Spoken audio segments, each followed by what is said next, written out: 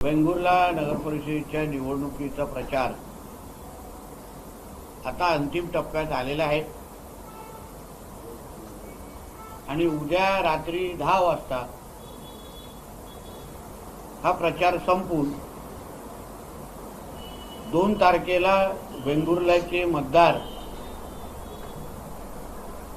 पुढची 5 वर्ष त्यांच्या शहराचं नेतृत्व कोण करणार, त्यांच्या हक्काचे नगरसेवक कोण असणार हे मतदान करणार आहेत। मी जसं पहिल्या दिवसापासून भारतीय जनता पक्षाचे सगळे कामी कार्यकर्ते अतिशय सरळ स्पष्ट भूमिका आमची सगळ्यांची मांडत आहोत की आमच्यासाठी ही निवडणूक ही विकास करण्यासाठी एक महत्त्वाचं साधन आहे। उद्या आदरणीय नरेंद्र मोदी साहेबांच्या विचाराचा, आदरणीय मुख्यमंत्री देवेंद्र फडणवीस साहेबांच्या विचाराचे आणि पालकमंत्री म्हणून आणि भारतीय जनता पक्ष म्हणून आमच्या विचाराचा नगराध्यक्ष उद्या वेंगुर्ल्याच्या जनतेने आम्हाला मतदानारूपी अगर आशीर्वाद दिला, आम्हाला आमचे नगरसेवक सगळे निवडून दिले, तर वेंगुर्ल्याचा विकास करणं हे आम्हाला अतिशय सोपं जाणार आहे। शेवटी त्या एकाच विचाराचं जेव्हा डबल इंजिनचं सरकार असतं तेव्हा विकास किती चांगला होऊ शकतो ह्याचं उत्तम उदाहरण आपलं केंद्रात आणि राज्याचं सरकार आहे। तसंच आता ट्रिपल इंजिन जोडण्याची वेळ आलेली आहे आणि जेव्हा नगराध्यक्ष आमच्या भारतीय जनता पक्षाचा येईल तेव्हा जेव्हा आमचे रवी चव्हाण साहेब या जिल्ह्याचे पालकमंत्री होते आणि राजन गिरफजींनी नगराध्यक्ष म्हणून जे काही ह्या दोघांनी काम केलं, विकास केला, जो आज जनता खुल्या डोळ्यांनी पाहू शकते, तो परत एकदा विकास करण्याची संधी पुढची 5 वर्ष आपल्यासाठी चालून आलेली आहे। 2 डिसेंबरची ही तारीख आपल्यासाठी आयुष्यामध्ये एकदाच येणार आहे। मतदार म्हणून आपण फार विचारपूर्वक मतदान करणं, वेंगुर्ल्याचे असंख्य महत्त्वाचे प्रश्न आहेत आणि त्या प्रत्येक प्रश्नाला फार बारकाईने वेंगुर्ल्याच्या प्रत्येक मतदाराशी चर्चा करून त्यांच्या अडीअडचणी समजून घेऊन आज भारतीय जनता पक्षाचे आमच्यासारखे असंख्य कार्यकर्ते आज आम्ही जनतेचा ऐकलेला आहे, संवाद केलेला आहे आणि म्हणूनच आम्हाला आत्मविश्वास आहे की भारतीय जनता पक्ष सोडून कुठलाही दुसरा पक्ष वेंगुर्ल्याचा विकास त्या ताकदीने करूच शकणार नाही। आपण विचार करा, हे जेवढे आमचे प्रतिस्पर्धी पक्ष आहेत त्या कुठल्याही पक्षाच्या अगर नगराध्यक्ष निवडून आले, उदाहरण काँग्रेस पक्षाचा निवडून आला, तो पालकमंत्री मुख्यमंत्रींपर्यंत प्रधानमंत्रीपर्यंत जाऊ शकतो का? हक्कानी निधी आणू शकतो का? हक्कानी काय निधीची मागणी करू शकतो का? अन्य पक्षाचे नगराध्यक्ष अगर निवडून आले, उभाटाचा निवडून आला, तर तो आमच्याकडे येऊन संवाद साधून तुमच्या वेंगुर्ल्यासाठी निधी आणू शकतो का? आमच्या मित्र पक्षाचा शिवसेनेचा उमेदवार उभा आहे। त्या दिवशी उद्योग मंत्री आमच्या कणकोलीमध्ये आले, उदय सामंत, जे मूळ आपल्या वेंगुर्ल्याचे आहेत, त्यांनी तिथे काय उत्तर दिलं, त्यांनी काय सांगितलं की आम्हाला अगर निधी लागेल तर आम्ही पालकमंत्र्यांकडे निधी आणायला जाऊ। म्हणजे जिल्ह्याच्या पालकमंत्र्याकडे निधी असते आणि त्यांच्याच माध्यमातून तो सरकारचा प्रतिनिधी असतो आणि म्हणून त्याच्याच माध्यमातून निधी आम्हाला मिळू शकते अशी अगर शिंदे शिवसेनेचे नेते अगर म्हणत असतील तर मग थेट भारतीय जनता पक्षाच्या पालकमंत्र्याकडे, मुख्यमंत्र्याकडे, त्यांच्याच पक्षाला आपण मतदान का करत नाही हा प्रश्न वेंगुर्ल्याच्या मतदारांनी स्वतःला विचारला पाहिजे, हा समजून घेतला पाहिजे। आज जेवढे त्यांचे आमचे मित्र पक्षाचे त्यांच्याबरोबर फिरणारे लोक आहेत. उदाहरण त्यांचे प्रचार प्रमुख आमचे मित्र सचिन वालावलकर आहेत, त्यांचे प्रचार प्रमुख आहेत. पण त्यापेक्षा त्यांना आम्ही आमचे प्रचार प्रमुख मानतो. ते माझ्या मंत्रालयाच्या कॅबिनमध्ये सर्वात जास्त वेळ घालवतात. आता 3 तारीख तुमची झाल्यानंतर 4 तारखेला माझ्याबरोबर चहा पिण्यासाठी माझ्या मंत्रालयाच्या कॅबिनमध्ये असतील. माझ्याकडून कामं सरकार पातळीचे करून घेतात. आज गवळीवाळाचा विषय त्यांना विचारा, कोणी सोडवला मंत्रालय कॅबिनेटमध्ये. तेव्हा दीपक केसरकरजी, मला आठवतं सावंतवाडीमध्ये एका बैठकीमध्ये होते, मंगळवारचा दिवस होता आणि मी आणि आदरणीय बावनकुळे साहेब महसूल मंत्री म्हणून आम्ही तो कॅबिनेटमध्ये विषय सोडवला आणि तो मार्गी लावलेला आहे. सांगावं सचिन वालावलकरजींनी खोटं आहे का खोटं आहे का खरं आहे? त्यांची असंख्य निवेदनं विचारा सचिन वालावलकरजींचे, किंवा माझ्या मंत्रालयाच्या कॅबिनचा सीसीटीव्ही तपासा. सचिन वालावलकरजी हे माझ्याकडे किती काळ असतात, कसे माझ्याकडे प्रश्न सोडून घेतात. आणि इथे आल्यावर भाषा थोडी त्यांची वेगळी होते, पण तरी आम्ही त्यांना मित्र म्हणून त्यांना माफ करणार. टॅक्स फ्री माणूस आहे सचिन वालावलकर. आम्ही काय त्यांना टॅक्स लावणार नाही, कारण का आमचाच आहे, कुठेही असला तरी आमचाच आहे. प्रत्येक निधी असो, परवानगी असो, आता पण ताजची परवानगी, ताजमध्ये जी शिरोडामध्ये ताज होते ते MCZMA मी आणली आणि आज ताजचा मार्ग तिथे मोकळा झालेला आहे. कारण का अधिकार माझ्याकडे आहे, पालकमंत्री म्हणून अधिकार माझ्याकडे आहे. आदरणीय दीपक केसरकर साहेब पालकमंत्री राहिलेले आहेत, कॅबिनेट मंत्री राहिलेले आहेत, कॅबिनेटमध्ये त्यांनी काम केलेलं आहे. त्यांना चांगल्या पद्धतीने माहिती आहे की कॅबिनेट मंत्र्याला, पालकमंत्र्याला काय अधिकार असतात, हे चांगल्या पद्धतीने माहिती आहे त्यांना. म्हणून जे काय वातावरण वेंगुर्ल्यामध्ये केलं जात आहे की गवळीवाळ्याचा विषय आम्ही सोडवला, अन्य निधी आम्ही आणला, हे सगळे प्रकल्प आम्ही आणले, या सगळ्या गोष्टी सचिन वालावलकरजींनी कधीतरी माझ्याबरोबर पत्रकार परिषदेमध्ये बसावं आणि या सगळ्या गोष्टी त्यांनी सांगावं की नितेशजी तुम्ही ह्या गोष्टी केलेल्या नाहीत, भारतीय जनता पक्षाच्या माध्यमातून केलेलं नाही. युतीच्या बाबतीमध्ये आमच्या भारतीय जनता पक्षाच्या ओरसच्या कार्यालयामध्ये आमचे जिल्हाध्यक्ष आणि माझे अन्य सहकारी विटनेस होते. सचिन वालावलकरजींनीच मला सांगितलं की नितेशजी जिल्ह्यामध्ये युती करू नका. विचारा सचिन वालावलकरजींनी खरं आहे का खोटं आहे.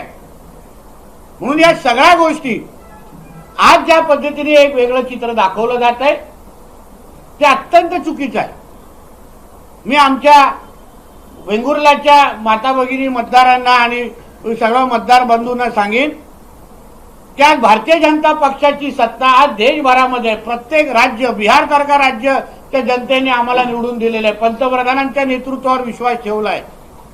राज्यामध्ये आदरणीय देवेंद्र फडणवीस साहेबांचं काम गेल्या 11 महिने अतिशय ताकदीने सुरू आहे, अतिशय ताकदीने सुरू आहे. आणि म्हणून विकास करायचा असेल, निधी आणायचा असेल, कुठल्याही परवानगी आणायच्या असतील तर भारतीय जनता पक्षाशिवाय दुसरा पर्याय नाही.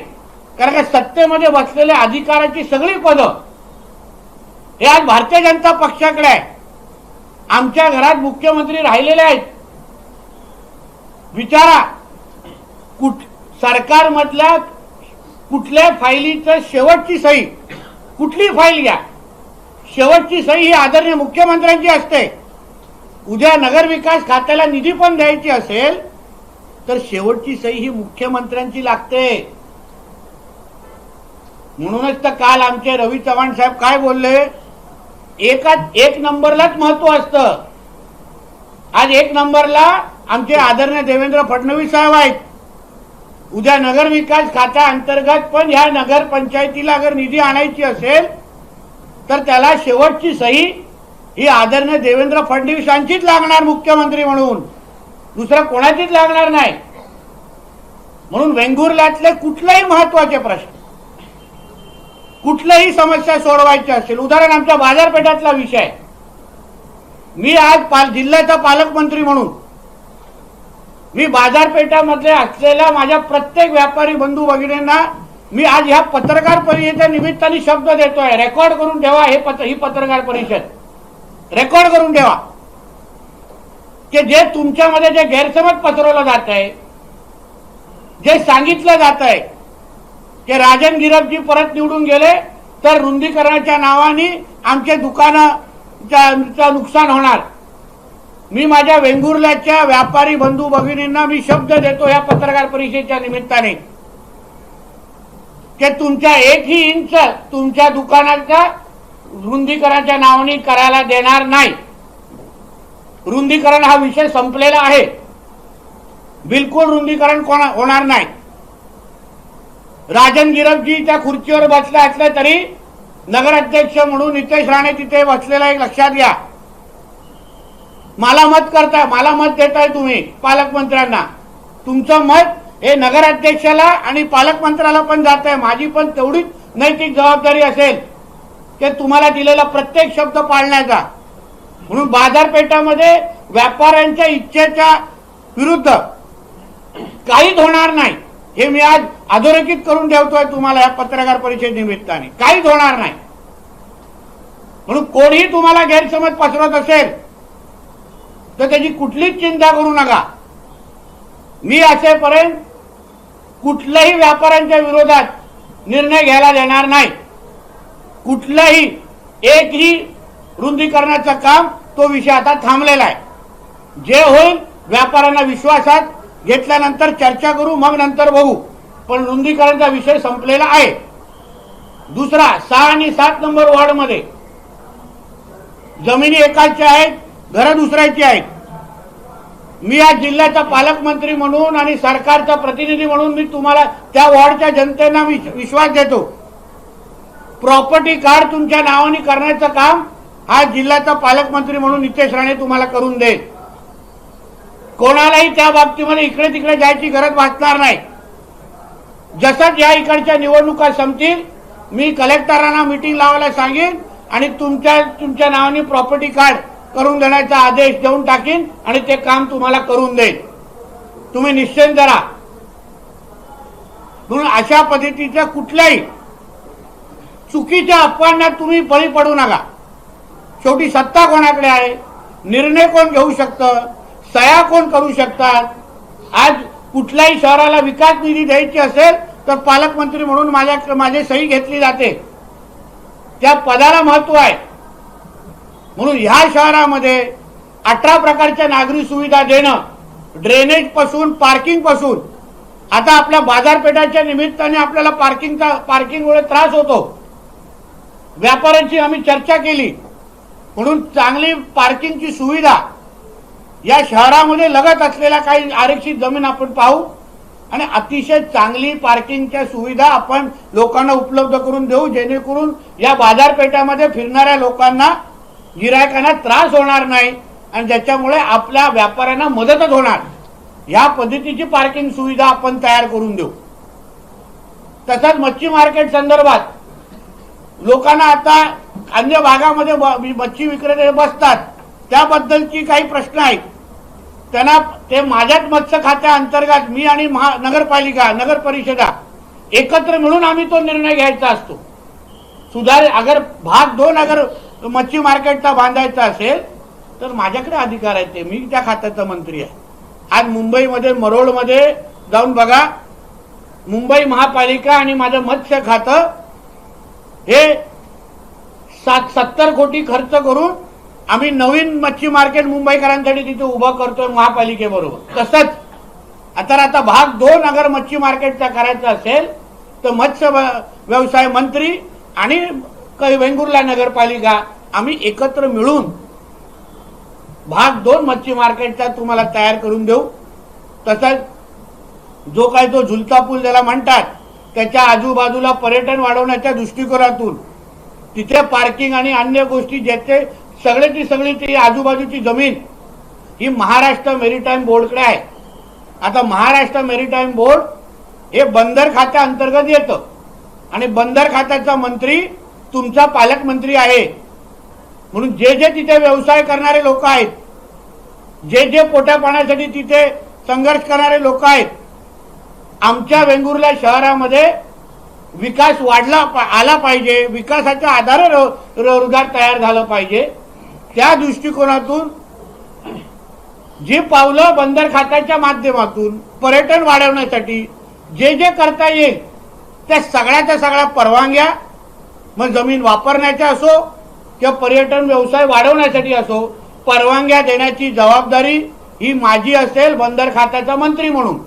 हेही तुम्हाला मी इथे शब्द देतो. आता सगळा जो विकास झालेला आहे म्हणजे चांगलं आपण आपलं नाट्यगृह बांधलं आहे, कचरा डेपोचा चांगला प्रकल्प बांधला आहे, पण बाजारपेठेच्या अवतीभोवती विकास दिसत नाही असं खूप माझ्या वेंगुर्लेकरांचं म्हणणं होतं. सगळा विकास नितेशजी थोडा शहराच्या एकतर्फी झालेला आहे आणि म्हणून समतोल विकास वेंगुर्ला शहर म्हणून सगळ्या भागामध्ये विकास पोचला पाहिजे, सगळ्या भागामध्ये आर्थिक समृद्धी आली पाहिजे.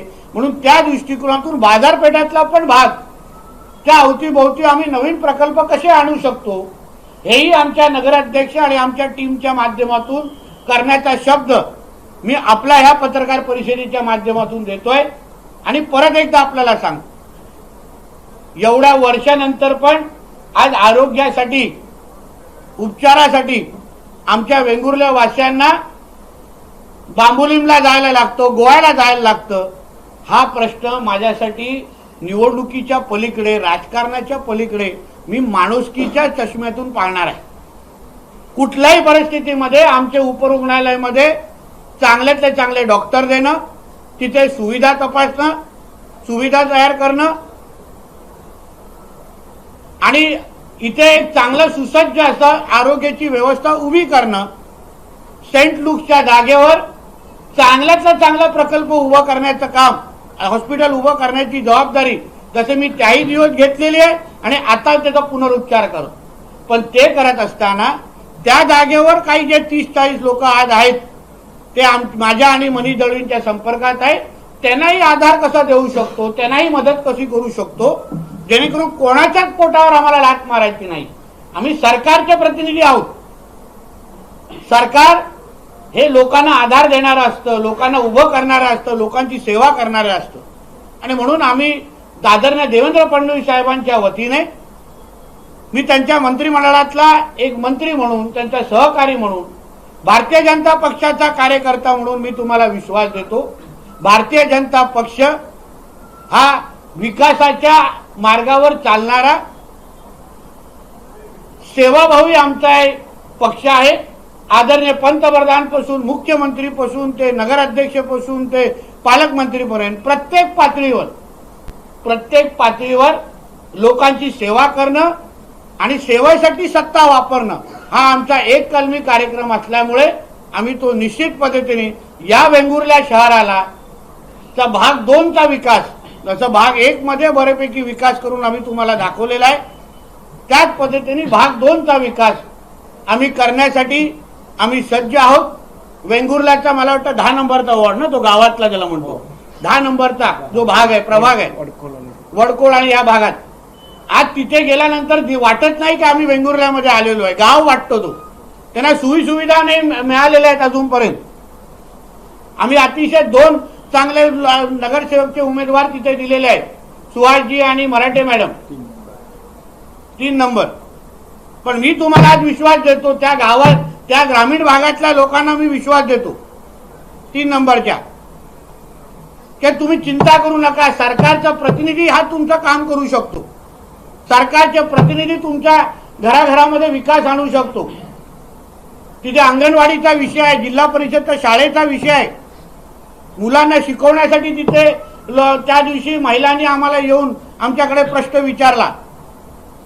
आणि म्हणून ह्या सगळ्या गोष्टी प्रत्येक प्रभागामध्ये विकास पोचवण्याची जबाबदारी ही भारतीय जनता पक्ष म्हणून आमची आहे. प्रत्येक जिल्ह्याला एक उमेदचा मॉल, तालुकानिहाय एक तालुक्याला एक उमेदचा मॉल देण्याचा निर्णय आमच्या आदरणीय देवेंद्र फडणवीस साहेबांनी घेतलेला आहे. तसंच आमच्या वेंगुर्ला जिल्ह्याच्या माता भगिनींसाठी ज्या बचत गट आमच्या इथे आहेत, जे उद्योग करतात, ज्यांना स्वतःच्या पायावर आमच्या माता भगिनींना उभं करायचं आहे, लाडली बहीण योजना एका बाजूला, पण कायमस्वरूपी उद्योजक बनवण्याच्या दृष्टिकोनातून उमेद सारखे मॉल आमच्या वेंगुर्ल्यामध्ये उभे करण्याची जबाबदारी ही माझी असेल. हाही शब्द तुम्हाला मी आजच्या निमित्ताने देतो.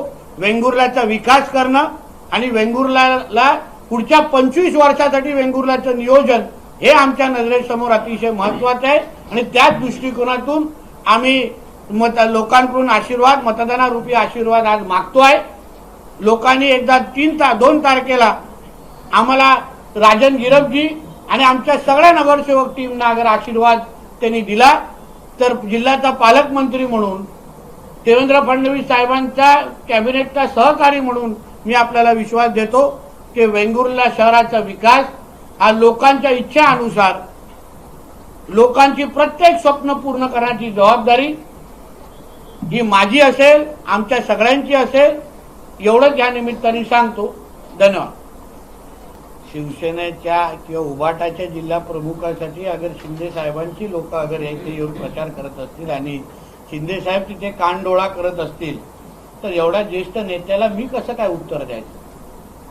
मुळामध्ये शिंदे साहेबांनी उठाव केला कशाला? कारण का उद्धवजींनी त्यांच्यावर अन्याय केला असं ते म्हणतात. या सगळ्या आमच्या त्यांच्या शिवसेनेच्या कार्यकर्त्यांनो सहकार्यानो अन्याय केला म्हणून ते सांगतात आणि म्हणून त्यांनी उठाव केला.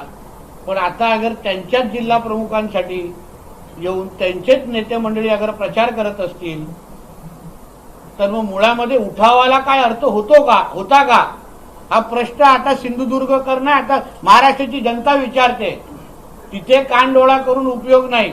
पण शेवटी कधीतरी या प्रश्नाचं उत्तर द्यायलाच लागेल की शिवसेनेच्या अधिकृत जिल्हा प्रमुख संदेश पारकरांसाठी शिंदे सेना का उतरली, शिंदे सेना का प्रचार करते, शिंदे सेनेचा एकही उमेदवार पॅनलमध्ये नसताना पण का उद्धवजींच्या उमेदवारासाठी त्यांना प्रचार करायसारखं वाटतं, याचं उत्तर कधी ना कधीतरी एकनाथ शिंदेजींना द्यायला लागेल.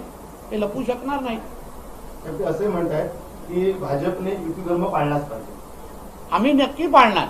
म्हणून तर मी तुम्हाला काल पण सावंतवाडीमध्ये बोललो की आमच्याकडून कधीच आमच्या मित्र पक्षांवर तुम्ही 11 दिवस बघा, आम्ही कुठेच काय त्यांच्यावर टीका टिप्पणी केली नाही. आमच्यावर असंख्य वार झाले, आमच्यावर खालच्या पातळीची टीका झाली, सगळ्या उणीधुणी काढल्या झाल्या. पण एक भारतीय जनता पक्षाच्या आमच्या नेत्याचं वक्तव्य दाखवा जे महायुतीच्या विरोधात असेल, कुठेही दाखवा. म्हणून आम्ही महायुतीचेच घटक पक्ष म्हणून, भारतीय जनता पक्ष म्हणून आधी मान ठेवतोय आणि उद्याही मान ठेवणार. साहेब, निलेश राणे असं म्हणतायत बळीचा बकरा कोण वाटतो, एवढा मी दूधफळा वाटतो का? अचानक हिंदुत्वाचं प्रेम कसं आलं, कोणी करायला सांगितलं?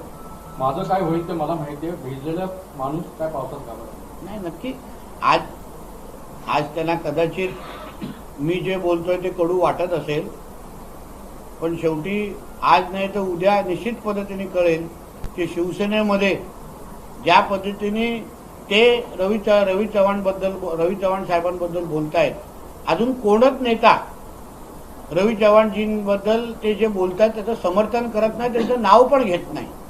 आणि म्हणून मी त्या दृष्टिकोनातून बोललो की त्यांचा बळीचा बकरा केला जातोय.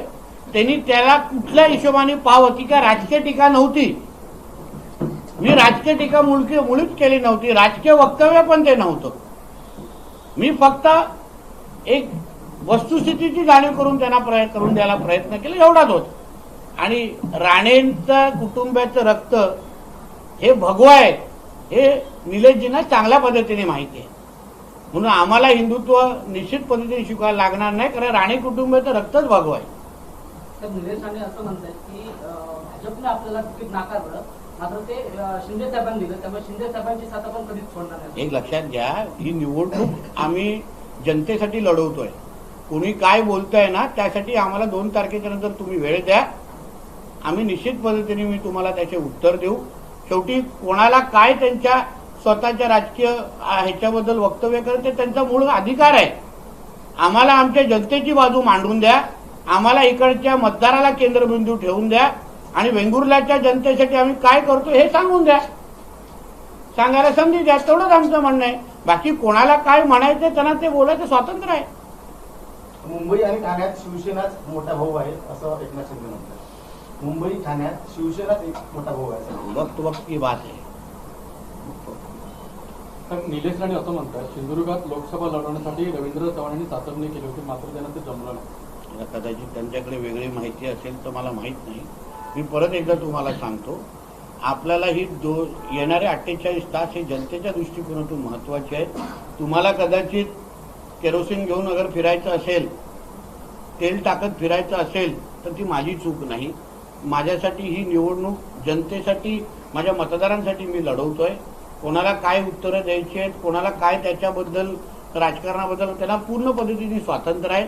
मी वेंगुर्ल्याच्या जनतेसाठी आमच्या असलेला प्लॅन आपल्या सगळ्यांच्या समोर ठेवलेला आहे आणि म्हणून त्या दृष्टिकोनातून मी आपल्यासमोर विषय मांडलेला आहे. साहेब, भाजप हा बाटलेला पक्ष आहे अशी माणिकराव पाटील टीका केली. मला असं वाटतं ह्याचं उत्तर मुख्यमंत्री साहेब त्यांना निश्चित पद्धतीने देतील. त्यांना कृषी मंत्रीवरून क्रीडा मंत्री का केलं त्याचं अतिशय उत्तम प्रदर्शन ते स्वतःच करतायत.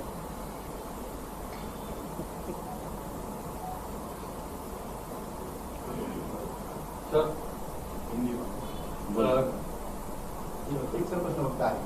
नगर परिषद निवडणुकीतून मविया गायब झाली आहे अशी टीका एकनाथ शिंदे करतात आणि त्याचबरोबर ते असं म्हणतात की दोन्ही भाऊ म्हणजे ठाकरे बंधू एकत्र जरी आले तरी सत्ता जी आहे ती महायुतीत येईल.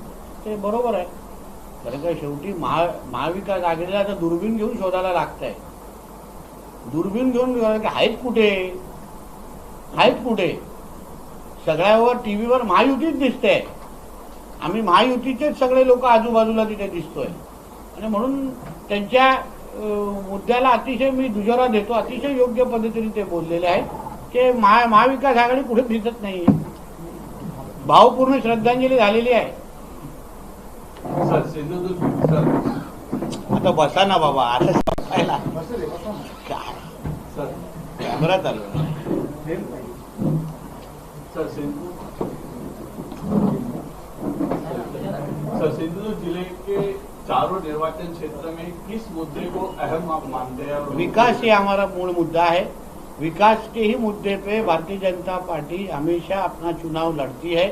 अपने संकल्प पत्र में दिया हुआ प्रत्येक वादा पूरा करने का काम अभी तक भारतीय जनता पार्टी ने हमेशा किया है. फिर वो लोकसभा हो, विधानसभा हो या ये स्थानिक चुनाव हो, हमारे संकल्प पत्र ये लोगों का विश्वास देने के लिए और हम जो आगे 5 साल में जो काम करने वाले हैं वो उसका प्रदर्शन करने के लिए हमारे लिए वो महत्वपूर्ण होता है. इसलिए हमारे लिए चुनाव ये विकास करने के लिए एक महत्वपूर्ण साधन है और उसी के लिए हम ये चुनाव लड़ते हैं.